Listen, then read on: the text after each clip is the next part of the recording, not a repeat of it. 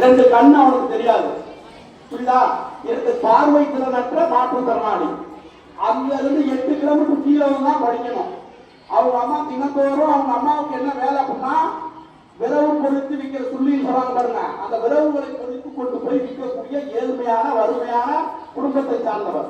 நம்ம வீட்லயும் உங்க அப்பா அம்மாவும் எவ்வளவு பேர் கஷ்டப்பட்டாலும் அவங்க சொல்ற என்ன வார்த்தை சொல்லுவாங்க? என்ன சொல்லுவாங்க? நான் தான் கஷ்டப்பட்டேன், நீ எப்படியாவது படிச்சு பெரிய ஆளா வந்து, நான் தான் அழுக்கு சட்டை அணிந்தாலும் நீ நல்ல வண்ண சட்டை அணிய வேண்டும்.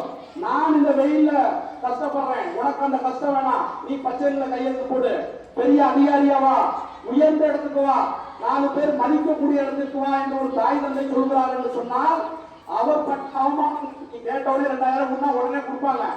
ஆனா அந்த 2000 ரூபாயை வாங்குவதற்கு அவர் எத்தனை பேர்த்திடம் போய் கையெழுத்திருப்பார், எவ்வளவு அவமானப்பட்டிருப்பார், உறவினர்கள் அவரை எப்படி அவமானப்படுத்தியிருப்பார்கள், அல்லது ஒரு வேலை செய்கின்ற இடத்தில் அதனுடைய அவருடைய முதலாளி. அந்த தாய் தந்தைக்கு என்ன தெரியும்? அந்த வலியும் வேதனையும் தெரியும். எவ்வளவு துன்பங்கள் அவர் அழுது கூட வாங்கிட்டு வந்திருக்கலாம். கண்ணை குறைத்து கொண்டு வாங்கிட கொடுப்பாரு, மகிழ்ச்சியா கொடுப்பாரு. இந்த நீ டூருக்கு தான் போக, ஒரு சுற்றுலா போறது ஒருத்தா.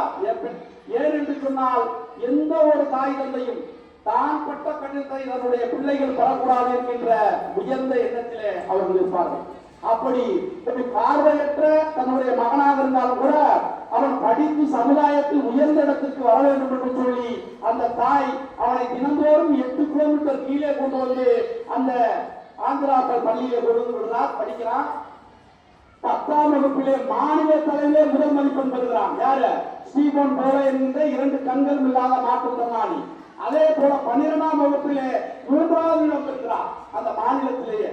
அப்ப நீங்க தெரியும், மக்கள் குடியரசுத் தலைவர் போட்டப்படுவர் யாரு? அது விஞ்ஞானியா இருந்து குடியரசுத் தலைவரான யார்? நம்ம இதுல இந்தியா கைதட்ட பாப்பாவுக்கு